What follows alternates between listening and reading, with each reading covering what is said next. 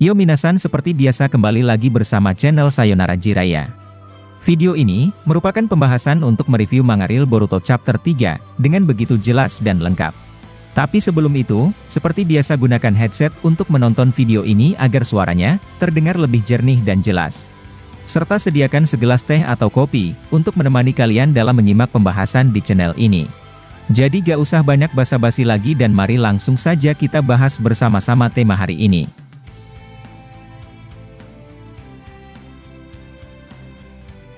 Bocoran atau spoiler Boruto to Blue Vortex chapter ketiga telah keluar di beberapa forum media sosial. Cover dari manga Boruto chapter 3 ini memperlihatkan seorang Uzumaki Himawari. Dan untuk chapternya sendiri diberi judul dengan sebutan Uzuhiko yang merujuk pada Rasengan baru Boruto. Kalian pasti mengira bahwa awalnya Hima akan selalu ditampilkan dalam chapter 3 ini.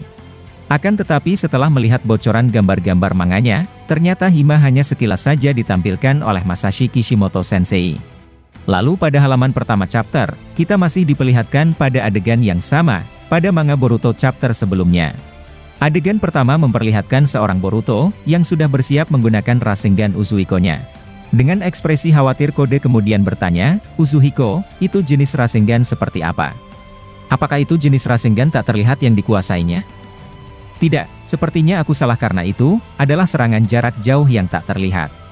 Percuma jika itu bukan serangan penyergapan, akan tetapi, aneh rasanya jika dia berniat menyerangku pada jarak yang sangat dekat." Sambil melihat langkah Boruto mendekat dengan penuh ancaman, Kode kemudian memunculkan tanda cakarnya, tepat di belakang berdirinya seorang Boruto. Kode lalu mencoba menyerang Boruto, dan seketika berpindah serta muncul di tanda cakarnya tadi. Dia langsung menyerang Boruto dari belakang, akan tetapi, Boruto menyadari dan dia langsung berbalik sambil mengarahkan Rasengan ke Kode. Namun, Kode menahan tangan kanan Boruto, dan masih melancarkan serangannya. Sekali lagi bahwa Boruto menangkis serangan Kode menggunakan pedang miliknya. Kode terkejut, akan tetapi, dia seketika tersenyum sambil berkata, "Sepertinya, kau percaya diri sekali dengan jutsu itu. Tapi sayang sekali, itu tak akan berguna jika tak mengenaiku." Sambil menatap Kode dengan tatapan dingin, Boruto lalu berkata, "Sudah kubilang, sangat mudah untuk membunuhmu. Bahkan yang kulakukan, sebenarnya telah setengah selesai." Kode terkejut sambil menyebutkan kata apa kepada seorang Boruto. Kode lalu melihat bahwa jutsu Boruto seperti berpindah ke lengan kirinya. Sambil bingung Kode berbicara dalam hati, "Sebenarnya apa ini? Ini malah menempel padaku." Kode lalu berbicara ke Boruto dengan berkata, "Ini bukan apa-apa bagiku." Dengan ekspresi serius Boruto kemudian berkata, "Akan kukatakan untuk terakhir kalinya Kode, bahwa ini adalah peringatan terakhir. Bawa aku ke tempat Jubi berada dan jika kau tak bisa, maka kau akan mati di sini." Kode terlihat kesal dan langsung menyerang Boruto sambil berkata, "Jangan membuatku tertawa Boruto, dan kalau kau bisa, maka cobalah." Kode menyerangnya, akan tetapi, tiba-tiba Boruto seperti menghindar dari serangan Kode. Kode kebingungan dan dia bolak-balik mencoba menyentuh Boruto dengan serangannya.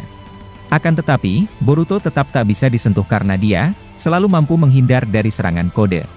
Kode kemudian berkata, "Gerakan apa itu? Itu bukan perpindahan antar dimensi ataupun genjutsu dan bunshin." Ketika Kode sedang memikirkan hal tersebut, Boruto tiba-tiba muncul di depannya dan langsung meletakkan telapak tangannya di perut Kode.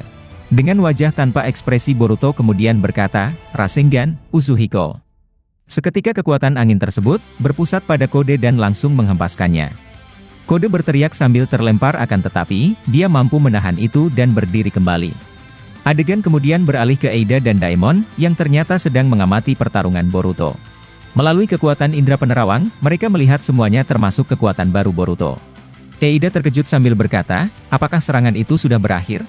Ini adalah teknik yang sederhana daripada yang kukira, dan apa bedanya dengan Rasengan biasa?" Daemon lalu tersenyum sambil berkata, "Guncangan tanah ini, apakah ini merupakan ulah dari Boruto? Ternyata bukan tanah melainkan sebuah planet dan ini, gerakan yang menggunakan rotasi planet." Eida tampak baru mendengar hal tersebut karena dia terlihat kaget sambil bertanya, "Rotasi planet?"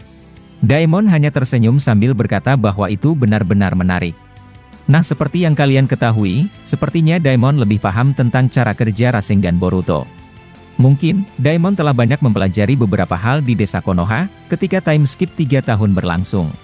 Bahkan Eida saja, sama sekali tak tahu tentang kaitannya dengan rotasi sebuah planet. Lalu adegan berikutnya, kembali memperlihatkan Boruto dan Kode. Kode terlihat kesakitan dan Boruto menampilkan muka terkejut sambil berkata, "Aku kaget bahwa kau masih bertahan setelah menerima serangan itu." Kode lalu tiba-tiba merasakan seperti adanya sebuah rotasi dan selalu bertanya-tanya, apakah ini sebuah rotasi? Seketika Kode terjatuh ke tanah, akibat merasakan bahwa dadanya cukup sakit. Dia pun berkata, "Brengsek, apa yang kau lakukan padaku?" Boruto lalu menjawab, "Nikmatilah dengan baik dan pikirkan bahwa ini adalah serangan balik dari planet yang coba kau hancurkan." Kode merasa bingung sambil mengucapkan kata planet ke Boruto. Boruto berkata, "Cakra dari planet bumi ini, Rasenganlah yang menyerap rotasinya dan itulah Uzuhiko. Sekarang, kekuatan yang mengalir di dalam tubuhmu tidak akan pernah hilang seperti halnya sebuah planet yang tak pernah menghentikan rotasinya." Nah teman-teman, maksud dari Boruto adalah, tubuh Kode seperti halnya matahari dan kekuatan tadi adalah planet-planet yang selalu mengelilingi matahari tersebut dan tak akan keluar dari porosnya. Lalu kemudian, Kode terlihat seperti pusing karena penglihatannya seketika selalu berputar-putar. Itulah efek dari kemampuan Rasengan Boruto yang telah tertanam di dalam tubuh seorang Kode. Boruto melanjutkan ucapannya dengan berkata, efek jutsu itu akan berlangsung secara semi-permanen. Dan sebelum rotasinya berhenti berputar, hidupmu akan berakhir. Kode lalu berdiri sambil marah dan menyebut Boruto sangat licik. Namun karena dia merasa begitu pusing, Kode seketika terjatuh lagi dan bersandar di sebuah pohon. Boruto lalu berbicara lagi dengan berkata, "Jika aku melepaskan Uzuhiko tersebut, maka ceritanya akan berbeda." Kode nampak kaget dan Boruto melanjutkan perkataannya. "Entah kau menunggu kematian dalam sebuah keheningan, atau kau menyerahkan Jubi padaku untuk bertahan hidup. Meskipun kau begitu bodoh, tapi pikirkanlah baik-baik tawaran ini." Kode terlihat sedang memikirkannya dan mungkin akan menerima tawaran Boruto. Namun ketika dia menjawab ucapan Boruto, tiba-tiba saja Kawaki muncul dan langsung menyerang Boruto. Boruto menyadarinya dan dia berhasil menghindari serangan dari Kawaki.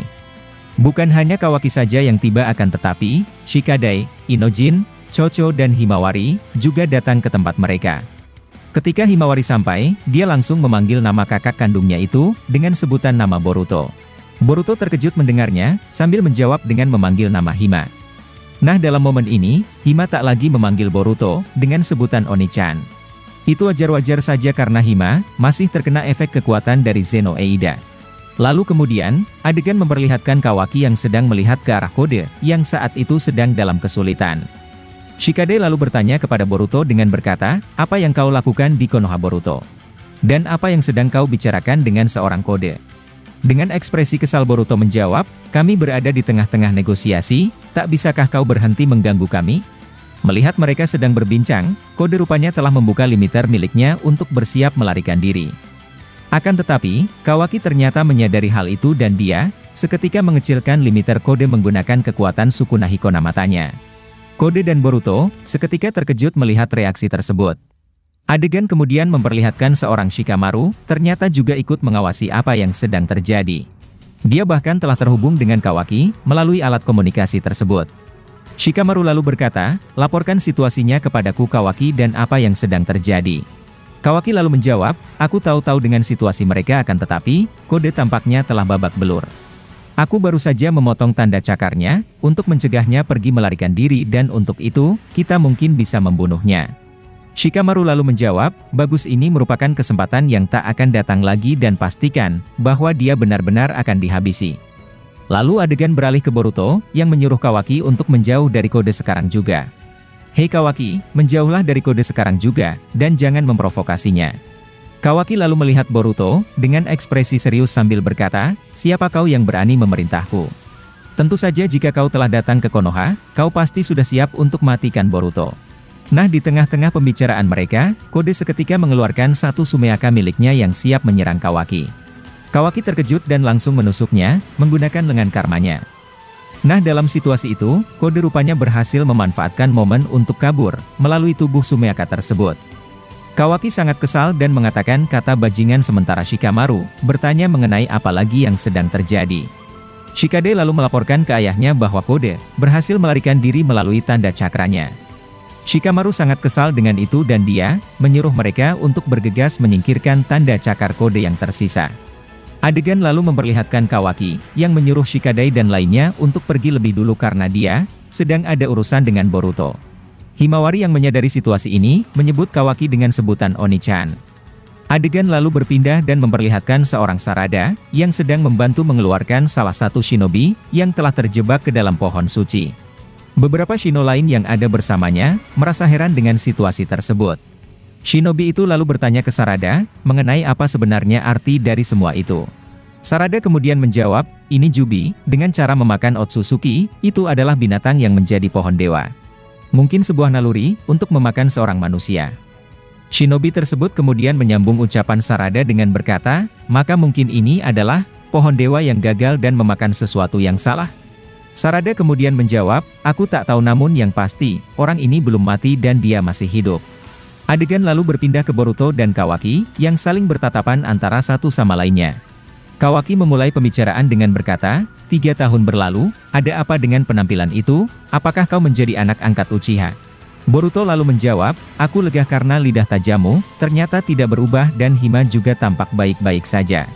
Kawaki terlihat berjalan ke arah Boruto sambil berkata, untuk apa kau di sini? Jika kau memilih kampung halamanmu sebagai tempat kematianmu, maka aku akan membantumu sekarang juga. Boruto lalu menjawab, mati di Konoha tidaklah buruk akan tetapi, tidak untuk hari ini. Mundurlah Kawaki, kau malah menghalangi jalanku. Kawaki lalu berkata, benar satu-satunya hal yang menghalangi di sini, adalah kau Boruto. Boruto hanya diam mendengar jawaban Kawaki dan tiba-tiba, muncul sebuah suara panggilan dari belakang kerah baju Boruto. Ternyata, sangat mengejutkan bahwa kata kecil milik Kashin Koji, berada di belakang kerah baju Boruto. Dia kemudian berbicara dengan berkata, berhasil menyelinap masuk Boruto dan Kode, telah kembali ke markasnya. Boruto lalu bertanya, kemudian bagaimana dengan Jubi? Katak tersebut lalu mengatakan, tunggu, masih belum terlihat. Adegan berpindah ke Kode, yang sekarang berada di markasnya tempat Ishiki dahulu. Dengan emosi Kode berkata, sialan, dasar brengsek kau Boruto. Kode lalu berjalan menemui Jubi yang dia miliki, sedang terikat oleh tanda cakar miliknya. Di samping itu juga, ternyata salah satu kata kecil Boruto, ada di pinggang Kode yang menjadi sumber mata-mata bagi Boruto. Dia melihat Jubi tersebut, lalu melaporkan kepada katak kecil yang ada pada Boruto. Katak tersebut lalu berkata, akhirnya terkonfirmasi bahwa itu adalah Jubi. Dengan membuat tanda segel tangan, Boruto mengatakan kata bagus terhadap kinerja dari katak tersebut. Nah itulah akhir dari manga Boruto to Blue Vortex Chapter 3. Jika dilihat dari tanda segel tangan Boruto, dia sepertinya akan menghilang dari desa dan mungkin menuju ke tempat Kode berada atau hal lainnya. Lalu untuk dua kata kecil tadi, ini adalah kejutan yang luar biasa. Sebenarnya, admin tidak terkejut karena sebelum-sebelumnya, admin bahkan telah memprediksi bahwa Koji akan muncul dan melatih Boruto, ketika 3 tahun berada di luar desa. Kemunculan katak tersebut, merupakan sebuah tanda yang besar tentang kembalinya karakter itu. Ini benar-benar sangat menarik dan berikutnya, admin akan membahas kelanjutan dari chapter Boruto tersebut. Masih banyak prediksi atau hal-hal yang akan terjadi ke depannya, yang bakalan kami bahas tuntas di channel ini. Dan jika kalian suka dengan pembahasan teori maupun fakta di channel kami, jangan lupa untuk selalu stay menunggu dan selalu berlangganan. Sampai jumpa di video selanjutnya dan salam Shinobi.